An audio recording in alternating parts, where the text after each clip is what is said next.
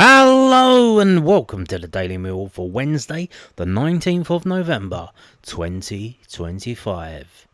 Today's Millwall news. We start out with this. From the subnews.co.uk.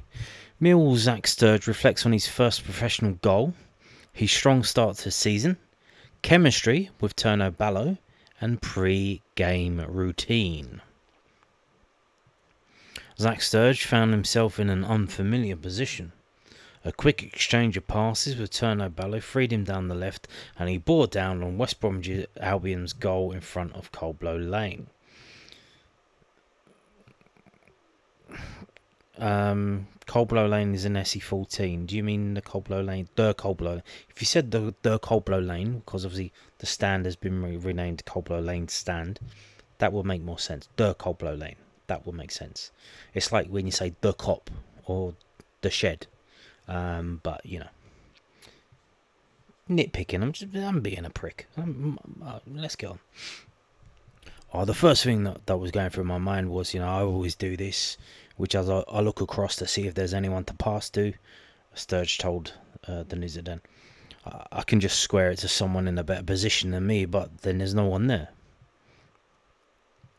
None of Millwall's forwards could keep pace with the rapid left-back, who instead went alone.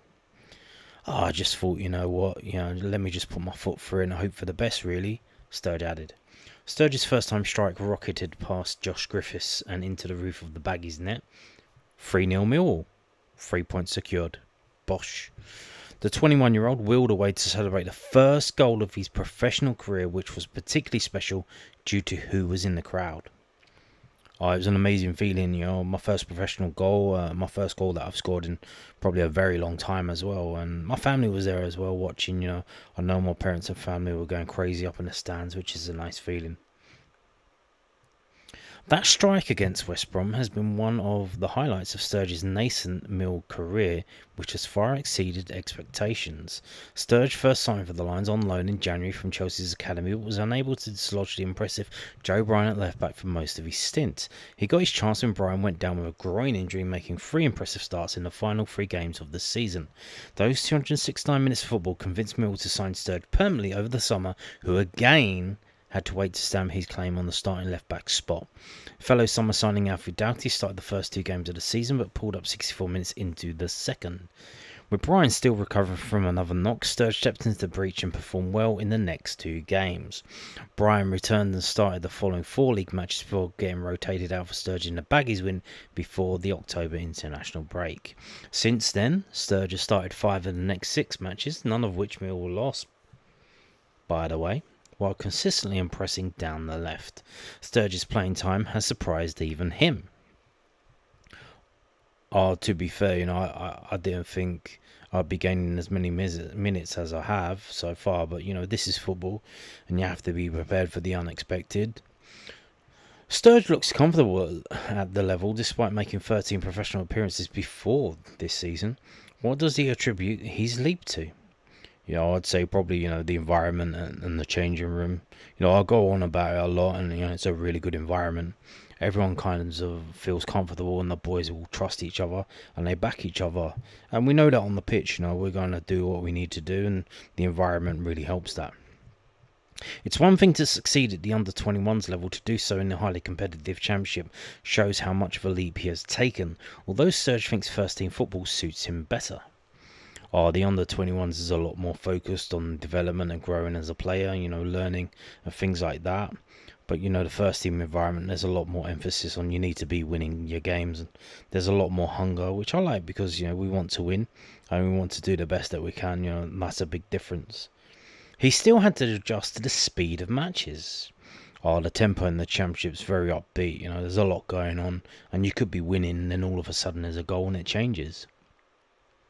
Sturge has not had to navigate the step up on his own. He previously spoke about working closely with Bryan, who has made up well over 200 appearances in the second tier, and he credits the experienced defender for helping him to improve. I speak to Joe Bryan a lot, and he gives me a lot of tips things like opening up, looking down the channel, being defensive minded first, because I like to go forward a lot. Having that defensive mindset of no one gets past me and then I can go forward after that, that's helped a lot as well. Sturge has also struck up a good relationship with Ballo, who signed for the club on loan in the dying days of the transfer window. Sturge constantly bombs forward and surges past Ballo, whose ability to pick up a pass resulted in that goal against West Brom. The Austrian winger also spent time at Chelsea's academy, and Sturge thinks that has helped develop their chemistry on the pitch. Oh yeah, I'll probably say so, yeah, because we both got the same education and play style, and we've got that connection on the pitch, and we kind of know what each is going to do. In the build up to the match day, we'll be doing our preparation and we'll discuss different options of things that we can do on the pitch, which may help us score goals. And Sturge now feels comfortable at the championship level, part of which is down to his pre-game ritual. I like to have porridge usually, if it's a home game I'll probably have some porridge, and I feel like that always fills me up nicely. I think a key thing for me is probably just my music. I'm really into music and it just keeps me calm, it settles my nerves, and it gets me just going with the game, and I'm ready. So what soundtracks Sturge's routine? It ranges, to be fair. Recently I've been listening to a bit of garage music, oddly, but it might seem to be getting me going, and it seems to be working, so I'm going to be sticking with it. Yeah, it's probably the case that, he listens to a certain thing, and if he has a good game, keep going with it, keep doing that, and if it doesn't, just change it. So, but yeah, very interesting there from Zak Sturge. He's playing very well, and long may it continue. Long may it continue. Now, moving on to this, also from the southwarknews.co.uk. He's on the right path. Alex Neil gives update on Millwall forward after 2 under-21 appearances in a week. Is he injured yet, or is he still okay? So we'll wait to see how that works out. Alex Neil said Zak Lovelaces is on the right path as he ramps up his recovery from a knee injury. Lovelace, 19, rejoined the lines in January but underwent surgery in the next month, ruling him out for the rest of the 24-25 season. The forward returned to light training during pre-season before rejoining first-team training in September, making his first appearance for the under-21s that month. Lovelace has continued to feature for Kevin Nugent's side, playing 62 minutes against AFC Bournemouth last Tuesday and the first half against Queen's Park Rangers on Friday. Neil gave the latest on his recovery. He's a little bit behind the likes of Dan. Neil told me today. Dan's been largely available for months now in terms of getting minutes in his legs and training. Zak's a little bit of a slow burner in that regard, but he's making good progress. Yeah, so he's playing more minutes in the under-21s. He had his first double game last week in that he played in both matches, albeit not particularly long in the second one. So he's on the right path. So yeah, slowly. As long as you're moving forward, you don't have any setbacks, just one step at a time. Keep moving forward, and we'll see if your knee still works. Talking of under-21s, so they got a game on Friday, which is away at Swansea, which is in the Cup. Waiting to see if that's going to be on Swans television or Millwall TV, but we don't know. It is available for spectators to go to in Swansea. In the stadium up the road from their actual stadium. But we have this is under 18s. So this is from Millwall FC Academy's Instagram page. As far as I can tell, this is the only place that it is. They have a date. So they've confirmed it. So this was, 2 hours ago? So this was late in the evening that they've confirmed this. So I think they did it as soon as they could. But we don't have any ticket selling information, so I'm sure that will come in due course. So in about 2 weeks' time, Friday the 5th of December, 7 p.m. at the Den, Cup football. You gotta love Cup football, especially FA Youth Cup football. The game has to be finished on the night. Goes to extra time, goes to penalties. And when you obviously hear this thing, the Millwallness. That runs through the club, and you see it in the youth when they play against big opponents, when they play in cup games against Prem teams. they do step up, they do battle, they do fight, and there is a thing that exists, and you can tell that it's okay. This is Millwall, you know.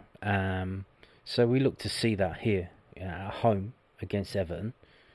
Hopefully, get the win, decent performance. If we win, we win.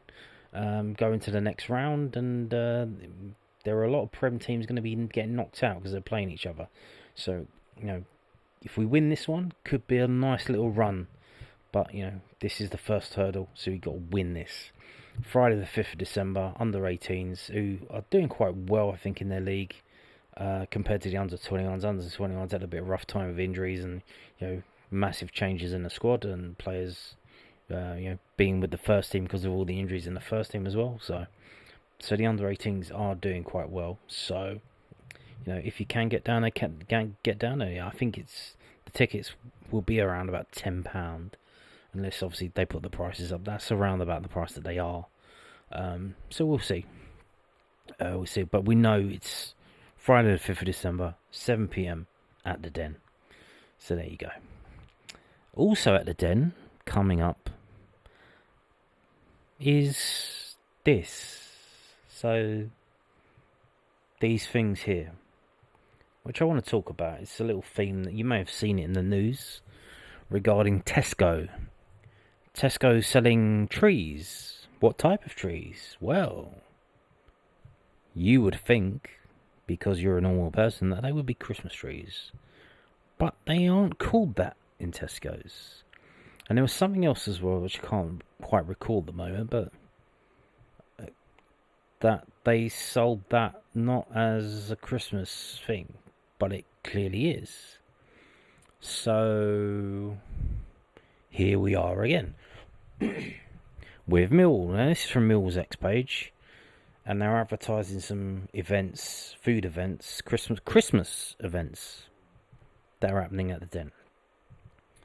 But you look at this, I mean, the most Christmas thing here is the word festive, and I should say the star, because that looks like the star that you get on a Christmas card. It's the kind of star, the Star of Bethlehem that the three wise men were following, and that's about it. Other than that, you've got a pair of skis. So is this ski themed?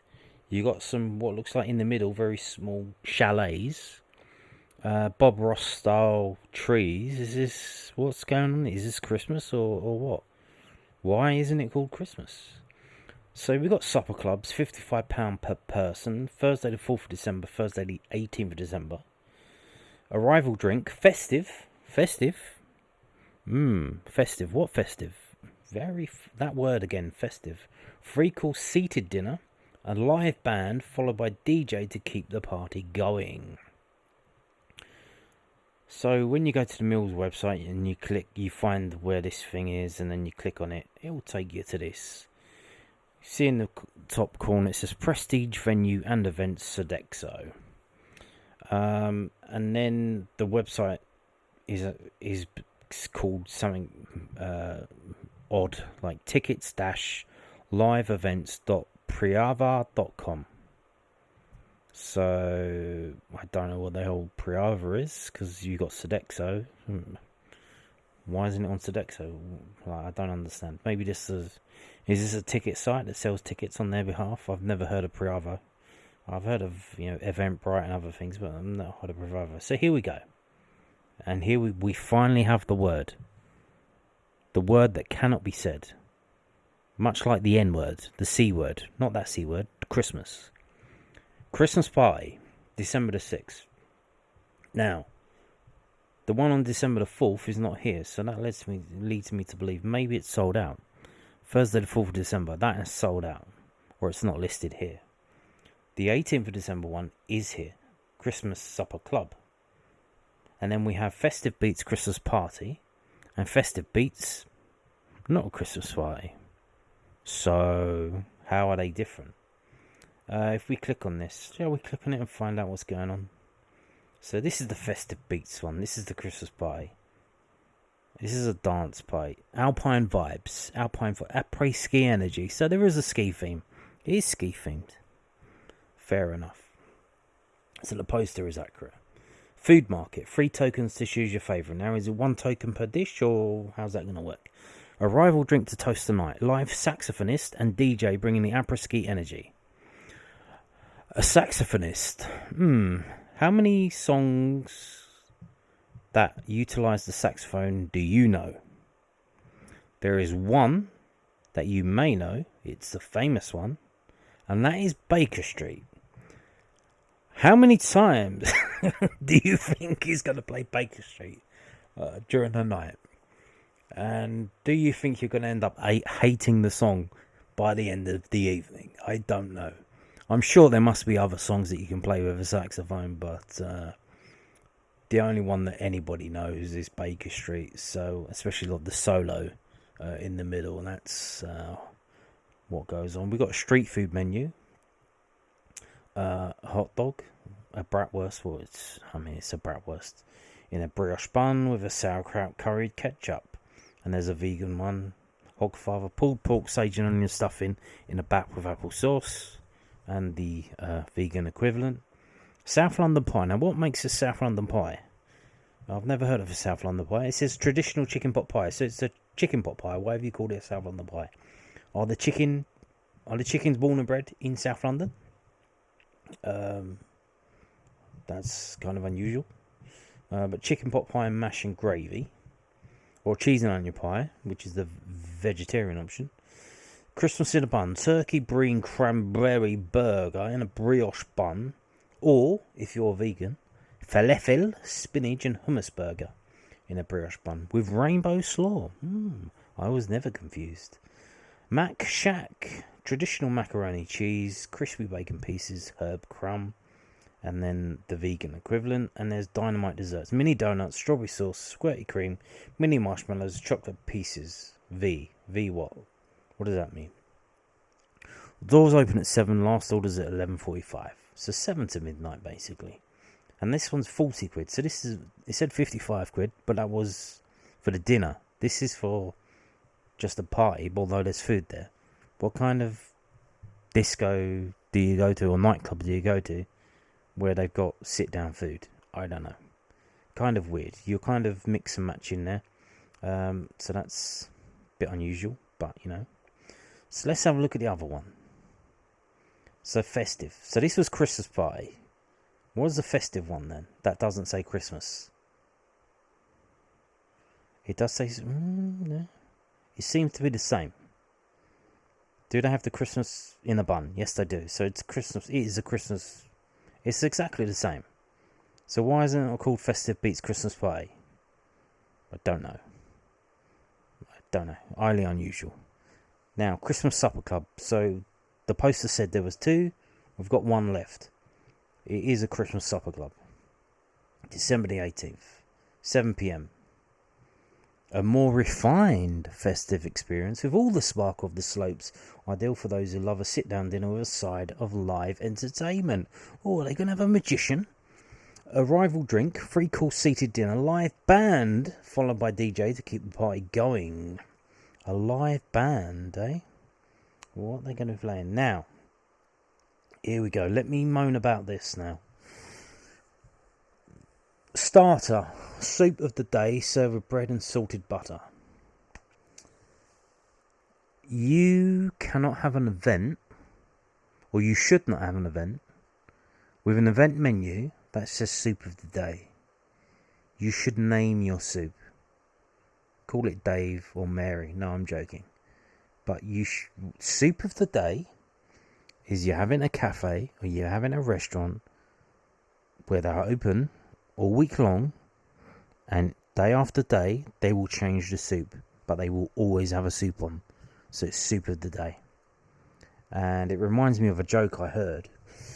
A woman goes into a restaurant, she gets seated, and she's looking through the menu, and she goes, I'm going to have the soup of the day, please. So she orders a soup of the day from the waiter. A bit of time goes past. Guy brings the soup of the day. She starts eating it.